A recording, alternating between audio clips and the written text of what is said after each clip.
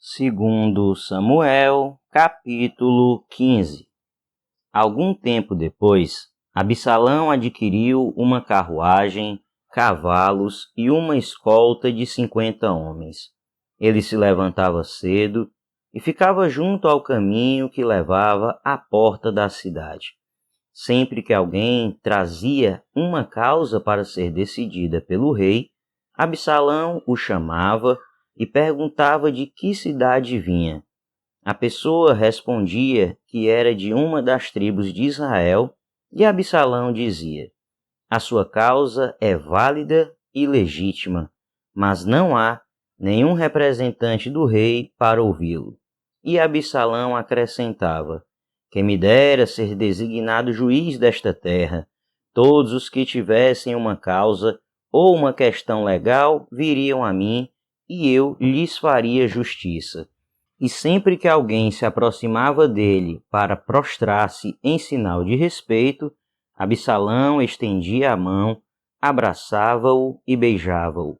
Absalão agia assim com todos os israelitas que vinham pedir que o rei lhes fizesse justiça.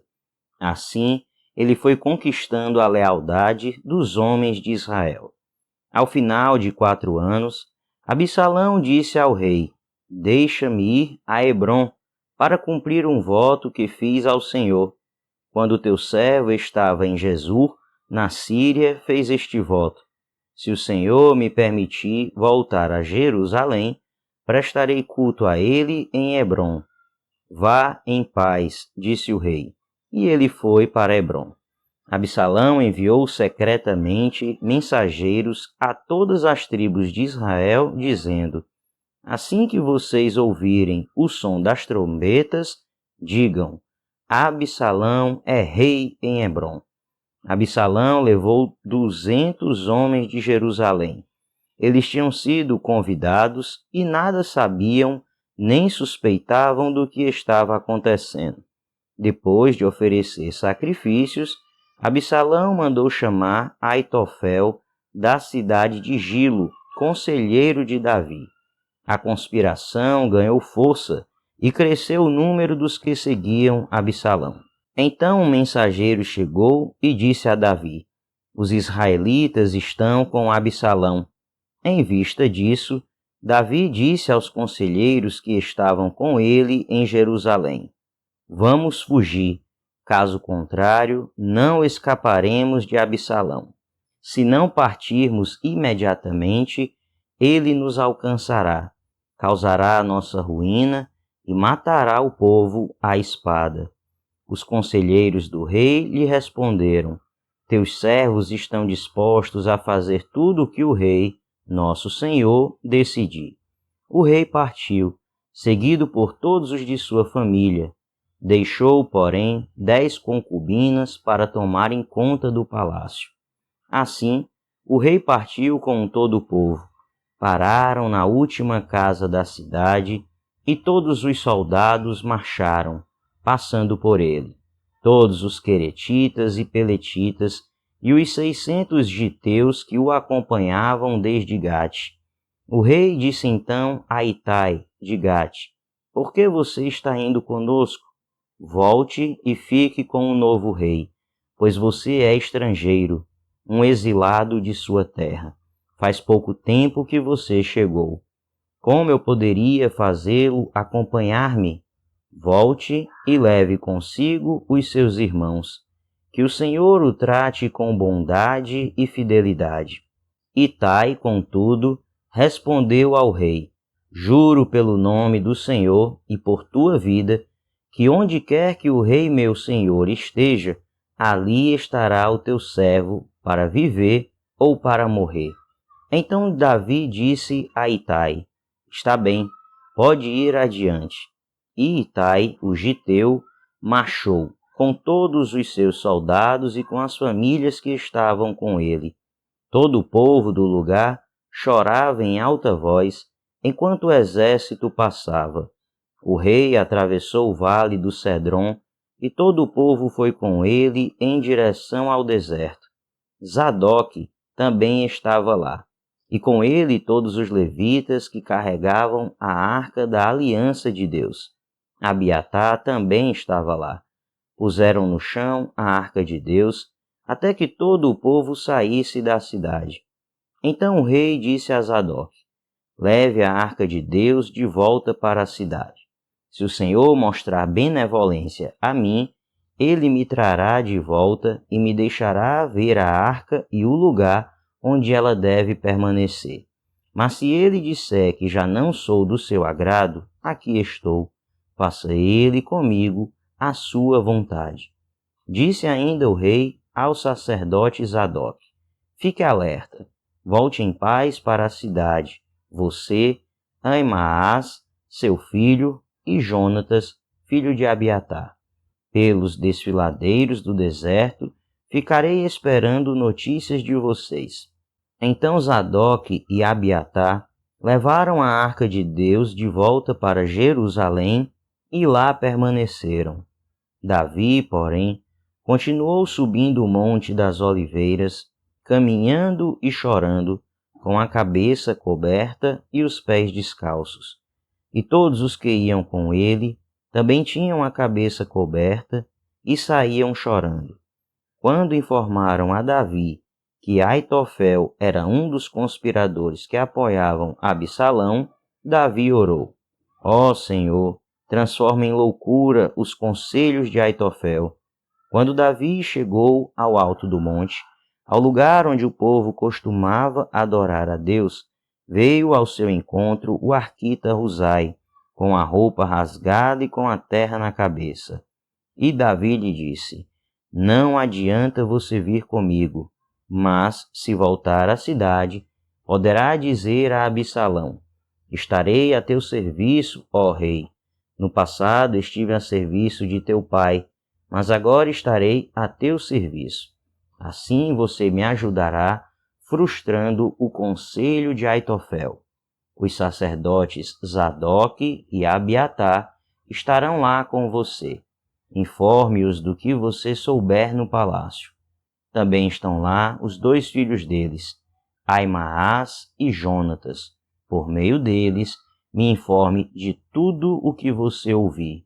Husai, amigo de Davi, chegou a Jerusalém quando Absalão estava entrando na cidade. Segundo Samuel, capítulo 16. Mal Davi tinha passado pelo alto do monte, lá estava à sua espera Ziba, criado de Mefibosete.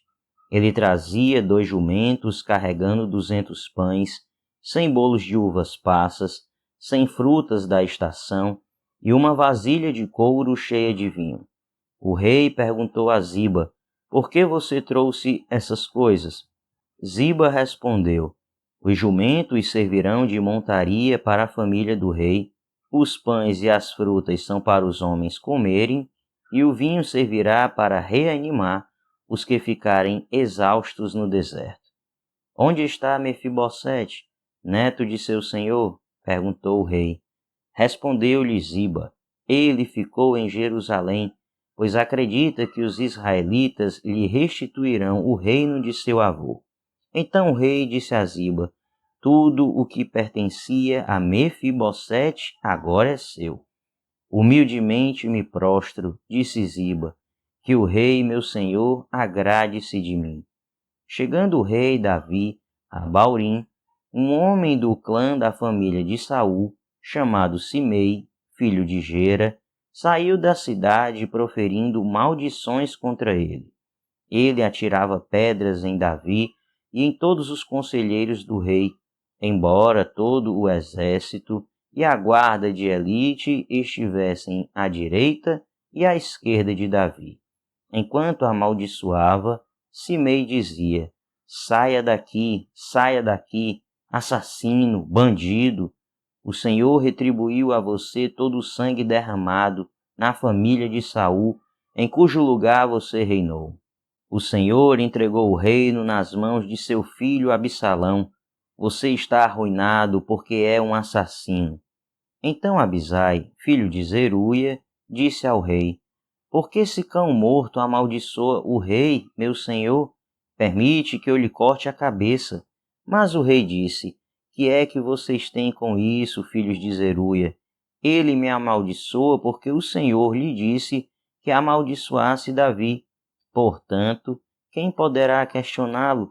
Disse então Davi a Abisai e a todos os seus conselheiros: Até meu filho, sangue do meu sangue, procura matar-me. Quanto mais este benjamita. Deixem-no em paz, que amaldiçoe, pois foi o Senhor que mandou fazer isso. Talvez o Senhor considere a minha aflição e me retribua com o bem a maldição que recebo hoje. Assim, Davi e os seus soldados prosseguiram pela estrada, enquanto Simei ia pela encosta do monte no lado oposto, amaldiçoando e jogando pedras e terra. O rei e todo o povo que estava com ele chegaram exaustos a seu destino e lá descansaram. Enquanto isso, Absalão e todos os homens de Israel entraram em Jerusalém e Aitofel estava com eles. Então Uzai, o arquita, amigo de Davi, aproximou-se de Absalão e exclamou: Viva o rei, viva o rei! Mas Absalão disse a Uzai: Essa é a lealdade que você tem para com o seu amigo? Por que você não foi com ele? Respondeu Uzai: Não, sou do escolhido do Senhor, deste povo e de todos os israelitas, e com ele permanecerei. Além disso, a quem devo servir? Não deveria eu servir ao filho? Assim como servi a teu pai, também te servirei. Então Absalão disse a Aitofel: Dê-nos o seu conselho. Que devemos fazer? Aitofel respondeu: Aconselho que tenhas relações com as concubinas de teu pai, que ele deixou para tomar conta do palácio. Então todo Israel ficará sabendo que te tornaste repugnante para teu pai, e todos os que estão contigo se encherão de coragem. E assim armaram uma tenda no terraço do palácio para Absalão, e ele teve relações com as concubinas de seu pai à vista de todo o Israel. Naquela época, tanto Davi como Absalão consideravam os conselhos de Aitofel como se fossem a palavra do próprio Deus. Segundo Samuel, capítulo 17. Aitofel disse a Absalão: Permite-me escolher 12.000 homens e partirei esta noite em perseguição a Davi. Eu o atacarei enquanto ele está exausto e fraco. Vou causar-lhe pânico e seu exército fugirá. Depois matarei somente o rei e trarei todo o exército de volta a ti. É somente um homem que procuras matar. Assim, todo o exército ficará em paz. Esse plano pareceu bom a Absalão e a todas as autoridades de Israel. Entretanto, Absalão disse: Chamem também Uzai, o arquita, para que ouçamos a opinião dele. Quando Uzai entrou, Absalão lhe disse: Aitofel deu-nos o conselho dele. Devemos fazer o que ele diz, ou você tem outra opinião? Uzai respondeu: O conselho que Aitofel deu desta vez não é bom. Sabes que o teu pai e os homens que estão com ele são guerreiros e estão furiosos como uma ursa selvagem, da qual roubaram os filhotes. Além disso, teu pai é um soldado experiente e não passará a noite com o exército. Ele agora já deve estar escondido numa caverna ou em algum outro lugar. Se alguns dos teus soldados forem mortos no primeiro ataque, quem souber disso dirá: houve matança no meio do exército de Absalão. Então, até o mais bravo soldado, corajoso como o leão, ficará morrendo de medo. pois todo o Israel sabe que teu pai é um guerreiro valente e que seus soldados são corajosos. Por isso, dou o seguinte conselho: que se reúnam a ti todos os homens de Israel, desde Dan até Berzeba, tantos como a areia da praia, e que tu mesmo os conduzas na batalha. Então o atacaremos onde quer que ele se encontre, e cairemos sobre ele como um orvalho cai sobre a terra. Ele e todos os seus homens não escaparão. Se ele se refugiar em alguma cidade, todo Israel levará cordas para lá, e arrastaremos aquela cidade para o vale, até que não reste ali nem sequer uma pequena pedra.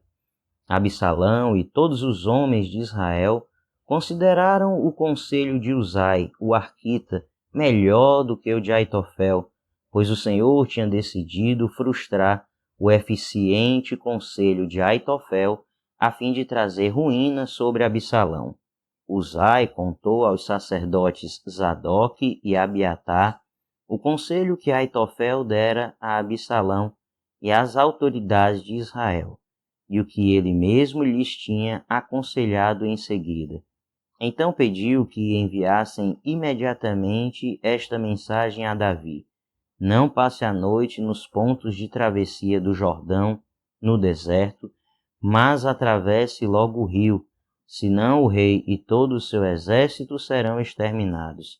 Jonatas e Aimaas estavam em Enrogel, e uma serva os informava regularmente, pois não podiam arriscar-se a serem vistos na cidade. Eles, por sua vez, iam relatar ao rei Davi o que tinham ouvido. Mas um jovem os viu e avisou Absalão. Então eles partiram rapidamente e foram para a casa de um habitante de Baurim, que tinha um poço no quintal. Eles desceram ao poço, e a dona da casa colocou a tampa no poço. Para disfarçar, espalhou grãos de cereal por cima. Os soldados de Absalão chegaram à casa da mulher e lhe perguntaram: onde estão Aimaas e Jonatas? A mulher respondeu: eles atravessaram as águas. Os homens os procuraram sem sucesso e voltaram a Jerusalém. Tendo eles ido embora, os dois saíram do poço e foram informar o rei Davi. Falaram-lhe do conselho que Aitofel dera contra ele e lhe disseram que atravessasse imediatamente o Jordão. Então Davi e todo o seu exército saíram, e quando o sol nasceu, todos tinham atravessado o Jordão. Vendo Aitofel que o seu conselho não havia sido aceito, selou seu jumento e foi para casa, para sua cidade natal. Pôs seus negócios em ordem e depois se enforcou. Ele foi sepultado no túmulo de seu pai. Davi já tinha chegado a Maanaim quando Absalão atravessou o Jordão com todos os homens de Israel. Absalão havia nomeado Amasa comandante do exército em lugar de Joabe. Amasa era filho de Jefté, um israelita que havia possuído Abigail, filha de Naás e irmã de Zeruia, mãe de Joabe. Absalão e os israelitas acamparam em Gileade. Quando Davi chegou a Maanaim, Sobi, filho de Naás, de Rabá dos Amonitas, Maquir, filho de Amiel, de Lodebar, e o gileadita Barzilai, de Rogelim, trouxeram a Davi e ao seu exército camas, bacias e utensílios de cerâmica, e também trigo, cevada, farinha, grãos torrados, feijão e lentilha, mel e coalhada, ovelhas e queijo de leite de vaca, pois sabiam que o exército estava cansado, com fome e com sede no deserto.